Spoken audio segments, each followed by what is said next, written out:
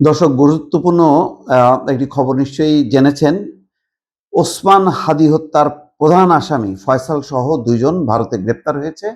এইমাত্র খবর হচ্ছে বাংলাদেশে হস্তান্তর প্রক্রিয়া শুরু। প্রতিরক্ষা গোয়েন্দা সূত্র বলছে ভারতে গ্রেপ্তার হাদী হত্যা মামলার আসামি ফয়সাল এবং আলমগীরকে ইতিমধ্যে তাদের বাংলাদেশে হস্তান্তরের প্রক্রিয়া শুরু হয়েছে।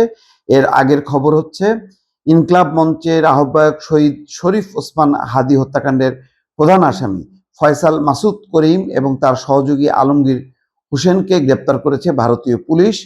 শনিবার দিবাগত রাতে বাংলাদেশের সীমান্তবর্তী পশ্চিমবঙ্গের বনগাঁও এলাকায় অভিযান চালিয়ে তাদের গ্রেপ্তার করা হয়েছে। রোববার পশ্চিমবঙ্গ পুলিশের স্পেশাল টাস্ক ফোর্সের একটা সংবাদ বিজ্ঞপ্তিতে একথা জানানো হয়েছে।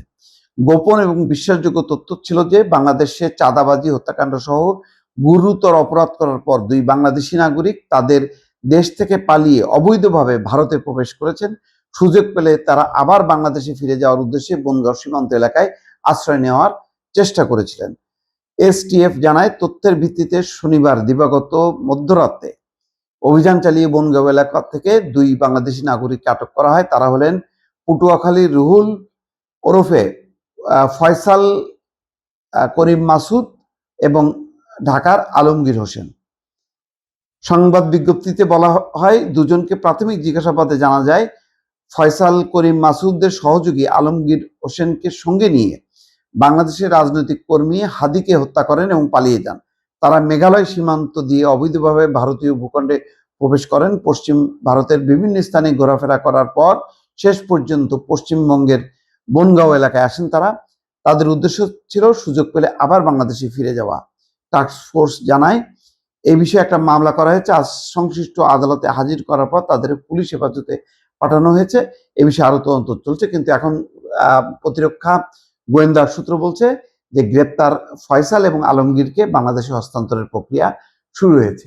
এইটা একটা বড় অগ্রগতি, কারণ এই ওসমান হাদীর হত্যাকারীরা কেন গ্রেপ্তার হচ্ছিল না সেটা নিয়ে বাংলাদেশে রীতিমতো আন্দোলন করছিল ইনকলাব মঞ্চের নেতাকর্মীরা, এবং নানা ধরনের সেই নির্বাচনের আগে যমুনা ঘেরাও, সেখানে অপ্রীতিকর ঘটনা, এবং তারা বারবার আলটিমেটাম দিচ্ছিল বিচারের ব্যাপারে।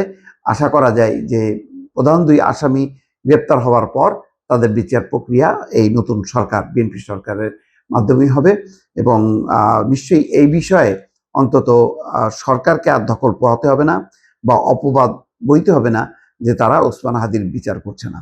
আগেই অন্তর্বর্তী সরকার অবশ্য বলেছিল যে তারা আপ্রাণ চেষ্টা চালাচ্ছে যে অপরাধীদেরকে ধরার জন্য, এবং তাদের সন্দেহ ছিল যে তারা ভারতে পালিয়ে গেছে, এবং এই ঘটনাকে কেন্দ্র করে একটা অংশ ভারত বিরোধী একটা প্রচারণা চালায়, এবং প্রথম আলো, ডেইলি স্টারে হামলা চালায়, ছায়ানট, উদীচিতেও হামলা চালানো হয়। নানা রকম এক ধরনের উত্থান তারা ঘটানোর চেষ্টা করেছিল। ওসমান হাদীর মূল হত্যাকারীরা গ্রেপ্তার হবার পর সেই পরিস্থিতির অবসান হলো। দর্শক।